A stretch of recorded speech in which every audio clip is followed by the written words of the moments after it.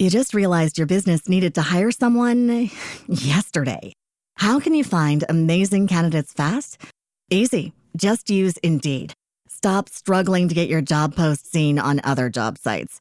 With Indeed sponsored jobs, your post jumps to the top of the page for your relevant candidates, so you can reach the people you want faster. According to Indeed data, sponsored jobs posted directly on Indeed have 45% more applications than non-sponsored jobs. Don't wait any longer. Speed up your hiring right now with Indeed. And listeners of this show will get a $75 sponsored job credit to get your jobs more visibility at Indeed.com/kidsandfamily. Just go to Indeed.com/kidsandfamily right now and support our show by saying you heard about Indeed on this podcast. Terms and conditions apply. Hiring? Indeed is all you need. Pet Life Radio. This is Pet Life Radio. Let's talk pets.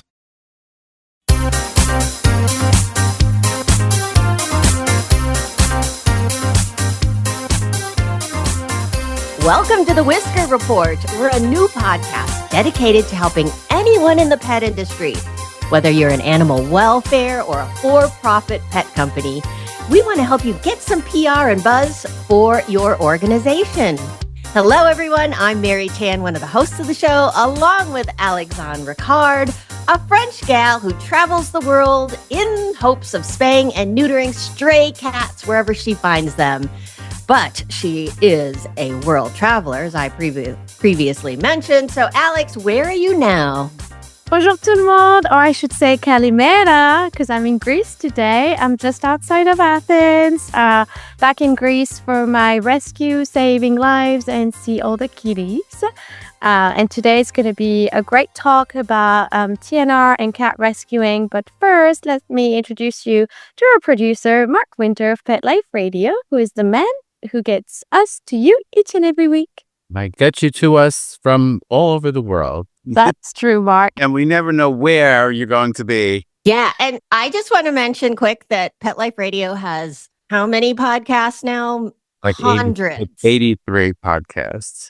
Wow. And it's on all different topics. And so anything about the pet industry and pets and cats and dogs. And I don't know if you have anything on hamsters, but Pet Life Radio, check it out. Horses, birds, fish, we got it all. Yes. It's so amazing. And you started this back in the 80s. So podcasting, Mark is a professional long timer. Yeah, 2007, Pet Life Radio started.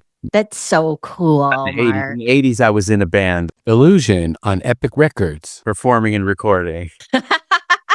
Well, we're so honored to be part of Pet Life Radio. And we also want to stress you can do PR for yourself. And Alex, Mark, and I are going to help you each and every week. Yeah, but this week we're actually doing something a little bit different than usual. So today we invited one of our favorite cat rescue group from Minnesota, and they're on the podcast to ask us questions on how to do their own PR. So our guest today is Maia Rumpho, the executive director of Pet Project Rescue in Minneapolis, Minnesota. This nonprofit organization focuses on TNR, or as we call it, Trap-Neuter-Return, which is the only way to control cat overpopulation. So thank you so much for being on the show today, Maia. Could you tell us a little bit about yourself and your nonprofit? Hi, thank you for having me. My name is Maia Rumpho. I started PPR, Pet Project Rescue, back in 2008 with a focus initially on rescue of dogs and cats. But over the years, we really realized that the only way we're going to control the population and prevent the need for rescue is through spay and neuter. And we created our TNR program in Minneapolis actually back in 2009. So pretty early on, as a result of seeing how many cats were entering our local Minneapolis shelter and not making it out. So we have been working with the city of Minneapolis ever since. And of course, residents all over Minneapolis. We did expand our program a handful of years ago to a few surrounding suburbs. And then just this year in July, we actually opened up our program to the state of Minnesota, which has been a huge expansion and a learning experience for sure. But it's been fantastic, and we've been able to help a lot of cats, and we hope to continue to help a lot more as the years go on. So, Maya, I have a question for you. So, a lot of people don't understand TNR, and typically TNR organizations in the US and abroad, Alex knows this too, don't get the kind of support that like the adoptables do. So that's kind of what we call them, like the adoptables, and then there's the stray ferals. But what people need to understand is many of the adoptable kittens actually come from these cats that you trap and neuter and return. And then if if they have kittens or something, you take the kittens, correct? Yes, most often the kittens are removed from the colony, socialized, and then placed in rescues and adopted out. How hard has it been to get the message out in terms of, with every cat rescue, right? It's all about fundraising. So, yeah, fundraising is key. And, a lot of people are asking, and there is a lot of need. So that is something we, constantly battle. How do we get people to feel as passionate about TNR as we do and want to fund it and understand that it does have a connection to rescue, and that when you are funding TNR, you are actually supporting rescue because you're preventing rescues from being inundated with kittens or friendly cats. It frees up space for people to focus on the cats that need to get off the street when there are fewer of them, which happens with TNR because it's the best way to control the population. So yeah, getting the message out there, making it relatable to people is always something that we struggle with. And we're always trying to tell those stories, make those connections with people. But it's definitely an uphill battle a lot of times. That's amazing. I mean, what you do, you live here in Minneapolis. And so I live in the area too. And so that's how we got to know each other through Chris Kaiser, who is the marketing director at our favorite catnip company, Yow. Or how do you say it, Alex? Yahoo! It's a little, a European twist. But anyways, a few weeks ago, Whisker Media helped Maya with a big news conference because she had a big challenge. And so when we come back, we're going to talk about what that was all about. Take a bite out of your competition. Advertise your business with an ad in Pet Life Radio podcasts and radio shows. There is no other pet-related media that is as large and reaches more pet parents and pet lovers than Pet Life Radio. With over 7 million monthly listeners, Pet Life Radio podcasts are available on all major podcast platforms. And our live radio stream goes out to over 250 million subscribers on iHeartRadio, Odyssey, TuneIn, and other streaming apps. For more information on how you can advertise on the #1 pet podcast and radio network, visit PetLifeRadio.com/advertise today. Let's Talk Pets on PetLifeRadio.com.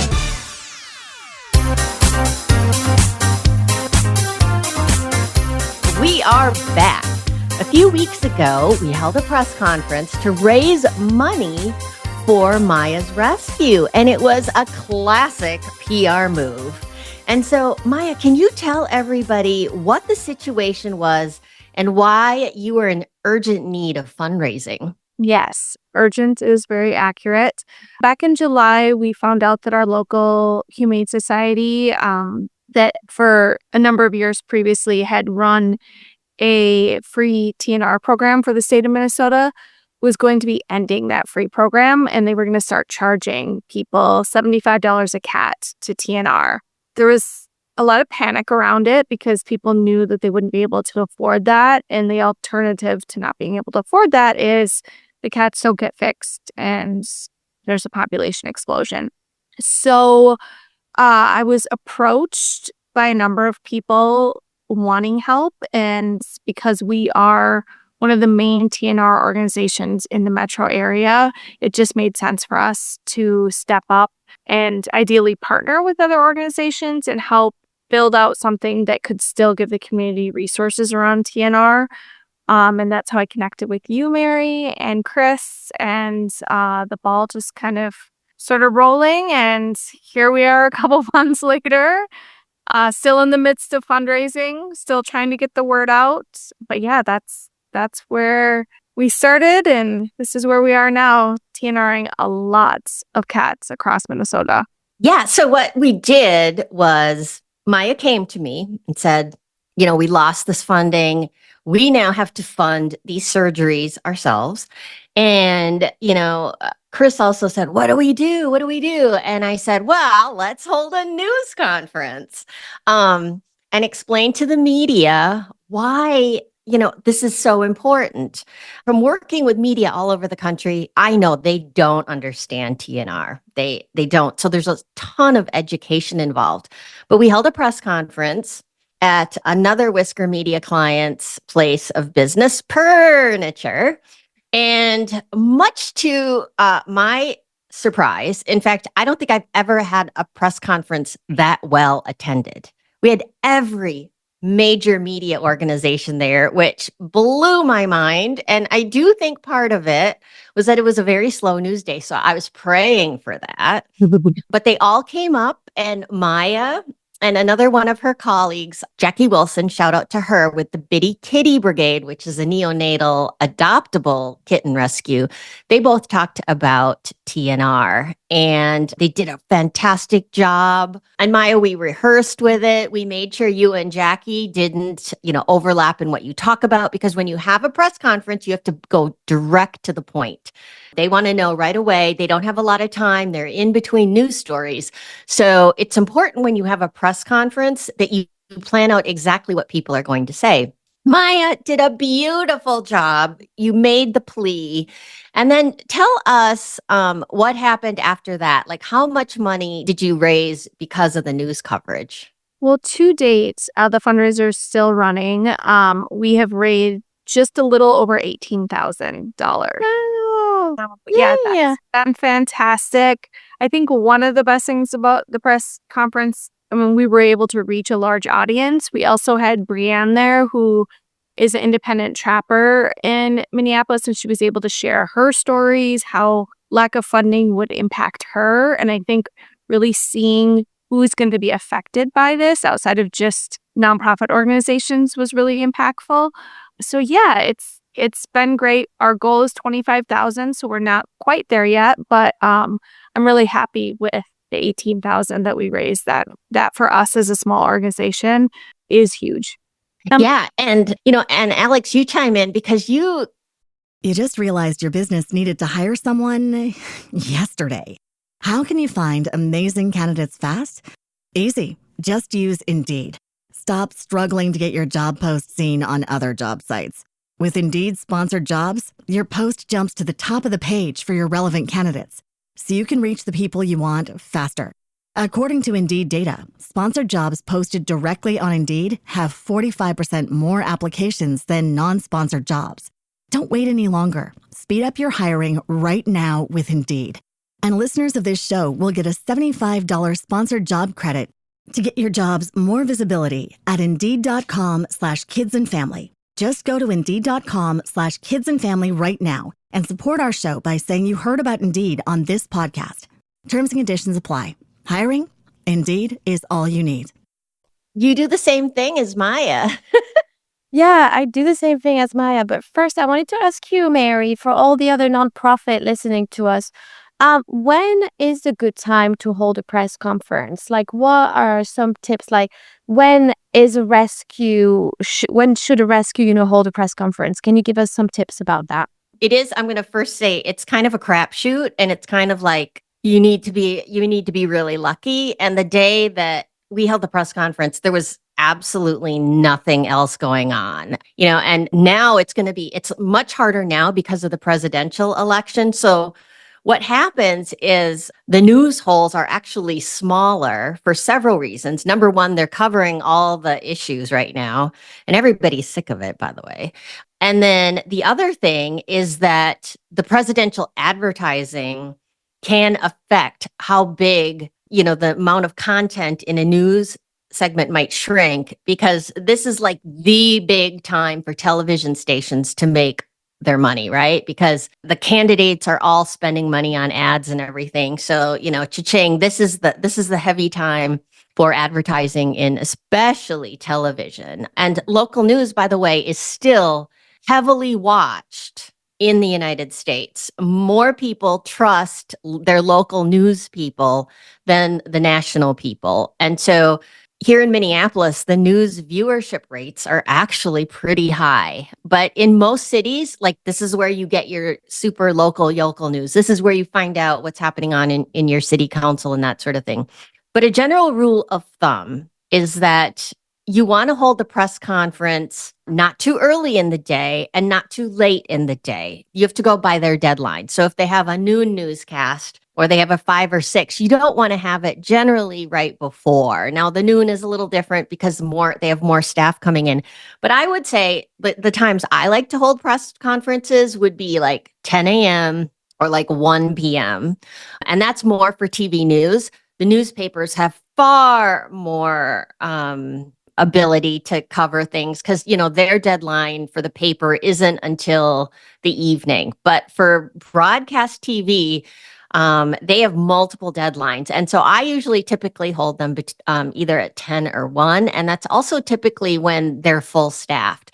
Also, another great time to have a press conference is on the weekends, if it's a harder news thing too, especially because, and I would consider this a harder news thing. Like we pitched it as this was kind of dramatic, but it's true. Cats are going to die in the street. There's going to be more and more cats, right, Maya? I mean, if you don't spay and neuter, the population's going to explode. Yeah. And, the harsh reality is that the most vulnerable are the young kittens, and nobody wants to see deceased kittens in the street. Like that's where people get really upset. Even, cats too being hit by cars or just they die of old age, even on the street. They can live a long time.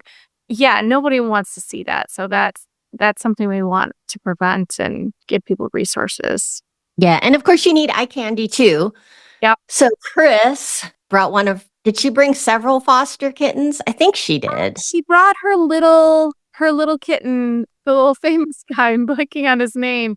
Oh, Barry. Yes. Barry, yes. And then I believe Bitty Kitty brought some of their bottle-fed babies. So I think because if you looked at the news coverage of it, and of course, we're going to link to it in our show notes so you can see it. The kittens were a huge part of it because that was the visual.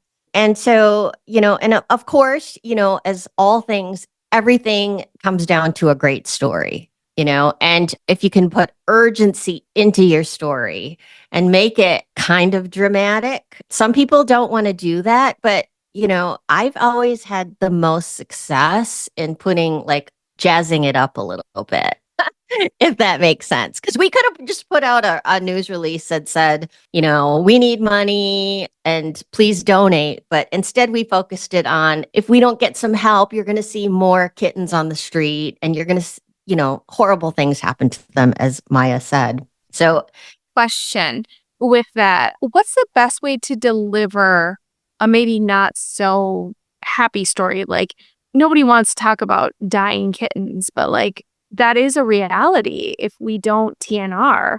So how do you deliver that in a way that doesn't just make people want to run and hide under the covers? How do you deliver that story and make people actually want to help, not run away or feel defeated? Okay, so this is an interesting question. We're all about storytelling at Whisker Media. And when I was in news, we always used to say, if it bleeds, it leads. If you're dead, I'm live. And my training as a journalist, news stories, the reporters, they want you to get them to read your story. And if you don't kind of dramatize it, you're not going to get the eyeballs that you need. So you need to make your story compelling. And when I heard about your story, I'm like, I knew that you could raise a sizable amount of money on your story. And so we wrote the press release, which was pretty, straightforward. But I can tell you when I was talking to the reporters to get them to come, I would tell them, you're going to find dead kittens in dumpsters. You're going to see them on the street. And so I kind of pumped it up a little, but you have to. And I don't think it turns people off. I think it's a call to action, and that's what you need to do. And that's what we did. We said, this is urgent. If you don't help us, if you don't donate, you're going to see, the problem is going to come to everybody. Everybody's going to have to deal with these stray kittens. I just want to chime in here because Maya, I've got the same struggle as you with the TNR organization. It's really hard because you always want to stress how important TNR is and how sad it's going to be if we don't act. And for a press conference, what Mary did was really good, because she called people to act. But when you're just trying to fundraise, how do you fundraise without always saying, if you don't give me money, a kitten is going to die? So what we've seen that works for us, it's to give people hope. You just realized your business needed to hire someone yesterday. How can you find amazing candidates fast? Easy. Just use Indeed. Stop struggling to get your job post seen on other job sites. With Indeed sponsored jobs, your post jumps to the top of the page for your relevant candidates, so you can reach the people you want faster. According to Indeed data, sponsored jobs posted directly on Indeed have 45% more applications than non-sponsored jobs. Don't wait any longer. Speed up your hiring right now with Indeed.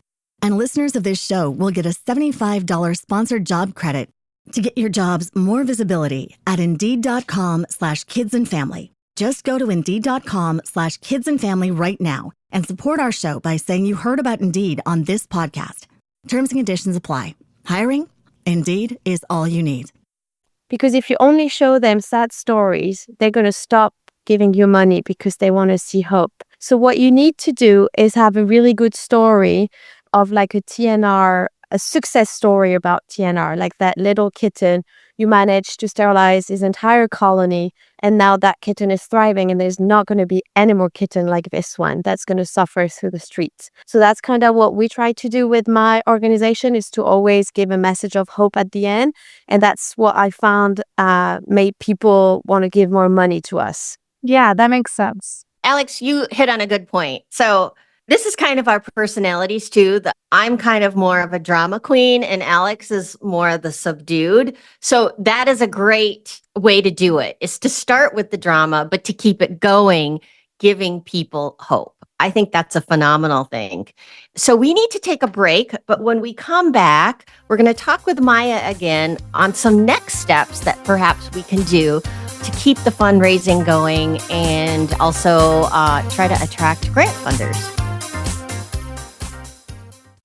Gifts for my pets, sparkle and love, under the tree, from heaven above. Gifts for my pets, joy in the air, unwrapping dreams without a care. Elevate your cat's eating experience with the Cat Tree Tray. The Cat Tree Tray keeps your cat's food off the floor and is conveniently located on the cat tree. Go to cattreetray.com. Bring home a luxury French Bulldog from the world-famous Tom King's Kennel. Premium French Bulldogs from excellent European bloodlines. Superior puppy care and lifetime health guarantee for your perfect companion. Use code TomKingsMagic for a magical holiday discount. Visit TomKingsKennel.com and find your perfect Frenchie today. Your pets will be over the moon with sparkly jewelry from Over the Moon Jewelry. Beautiful handcrafted matching jewelry for you and your pet. Wire-wrapped, beaded contemporary necklaces, bracelets, and charms. Go to overthemoonjewelry.com. Gifts for my pets, joy in the air, unwrapping dreams without a care. Let's talk pets Let's talk pets on Pet Life Radio. Pet Life Radio. PetLifeRadio.com.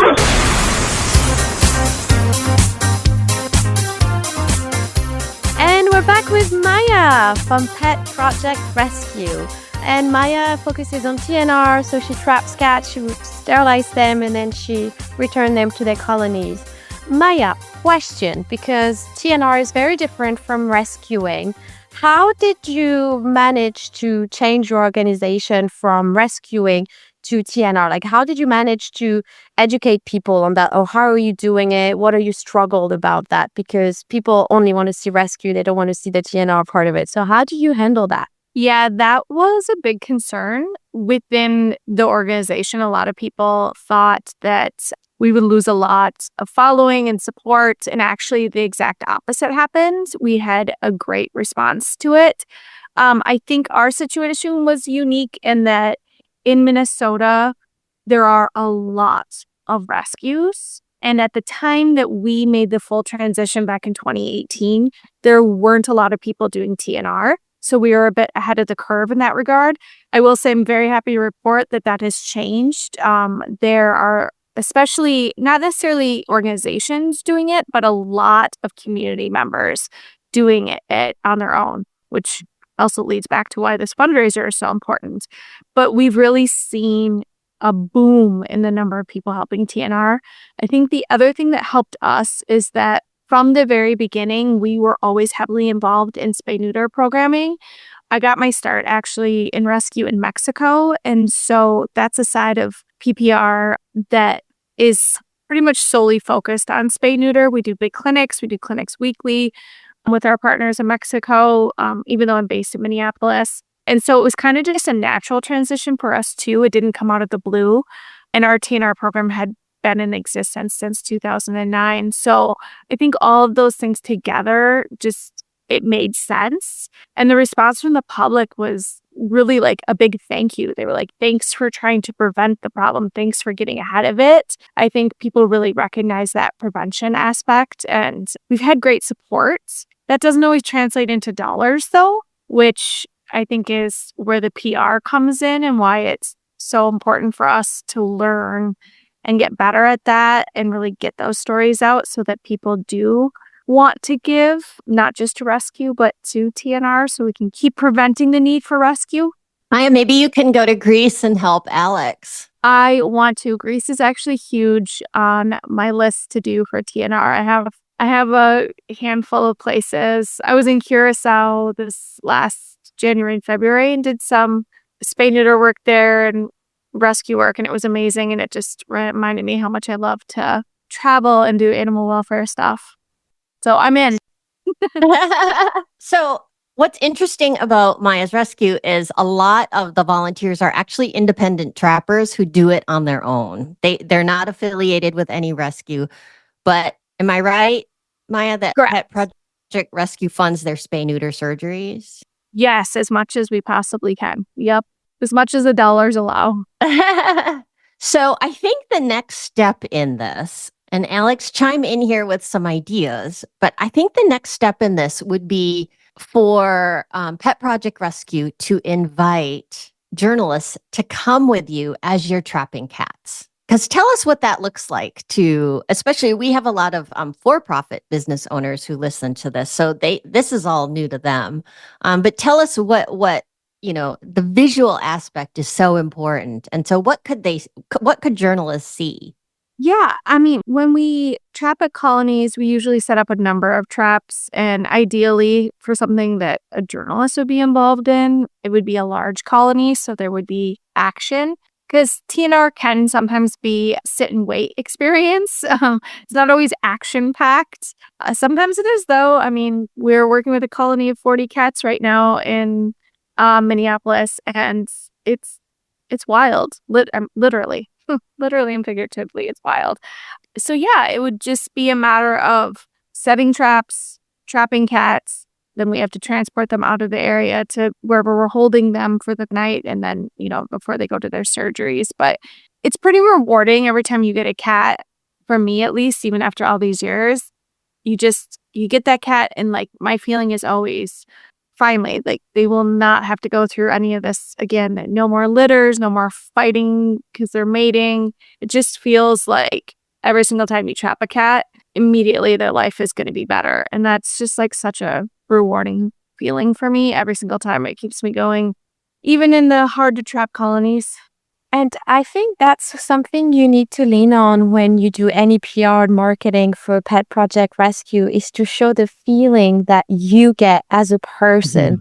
Because that's what we always say in PR. You need to make it personal. You need to make it also about a human so people can relate to your emotion, because we can't really relate to cats' emotion. You know, I mean, we can as cat parents, but people who don't have cats don't really know cats' emotion, but we all know humans' emotions, and we know how that feels, the reward, the, you know, like the feeling of like, okay, I did it, I managed, this cat is not going to go through that again. Like that's what you need to share with the people. You need to share your own story about TNR.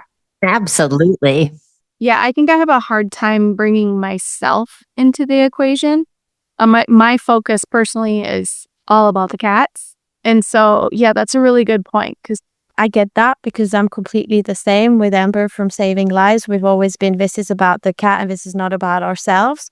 But it's when we actually started to share about a bit about like who we are, why we do this, how does that impact us, that people really started to follow you. Because I mean, in TNR as well, it's not like a rescue. You can't really follow like a cat story. Like you were talking about Chris and Barry. People could really get attached to Barry the cat and follow Barry's story. But in TNR, you don't have one special cat. I mean, you might see them again in the streets and feed them again once, you know, every few weeks or something, but people can't really get attached to one cat.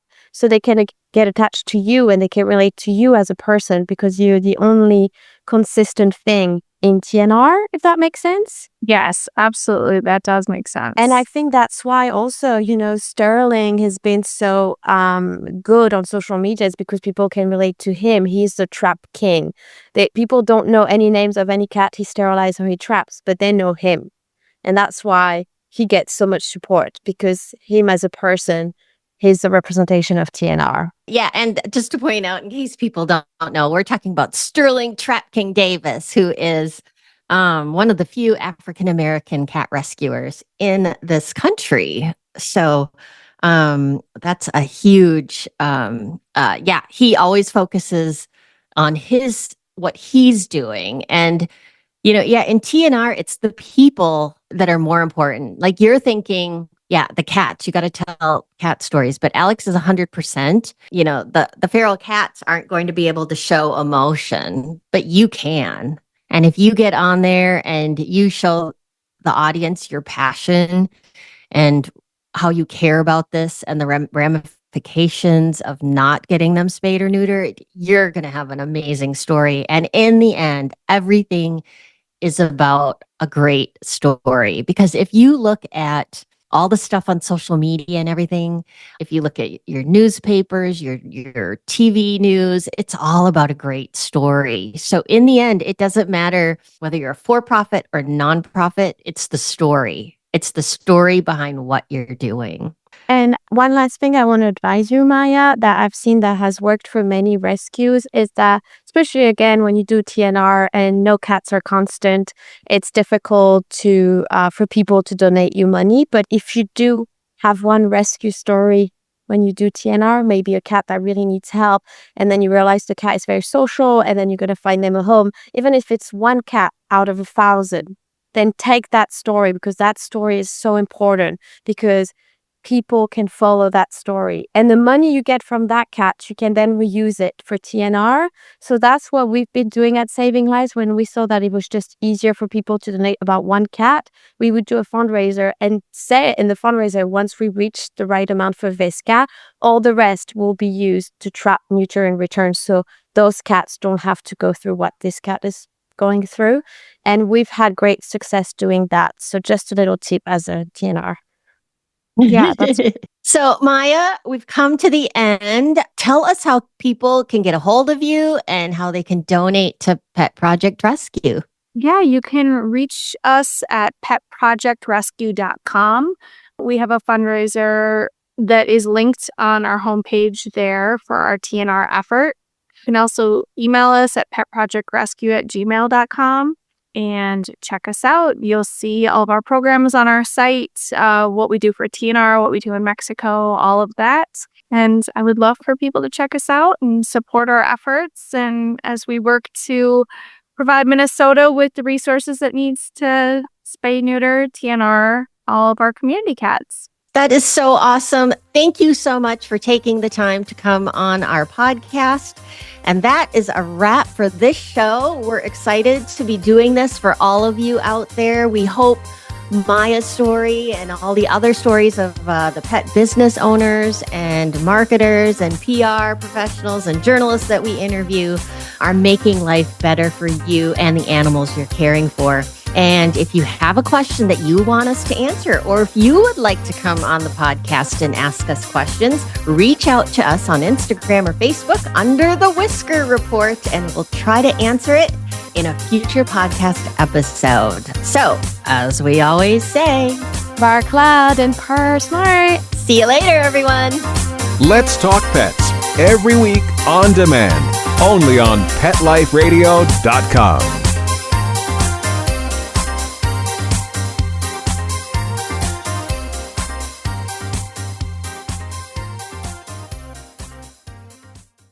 You just realized your business needed to hire someone yesterday. How can you find amazing candidates fast? Easy. Just use Indeed. Stop struggling to get your job post seen on other job sites. With Indeed sponsored jobs, your post jumps to the top of the page for your relevant candidates, so you can reach the people you want faster. According to Indeed data, sponsored jobs posted directly on Indeed have 45% more applications than non-sponsored jobs. Don't wait any longer. Speed up your hiring right now with Indeed. And listeners of this show will get a $75 sponsored job credit to get your jobs more visibility at Indeed.com/kidsandfamily. Just go to Indeed.com/kidsandfamily right now and support our show by saying you heard about Indeed on this podcast. Terms and conditions apply. Hiring? Indeed is all you need.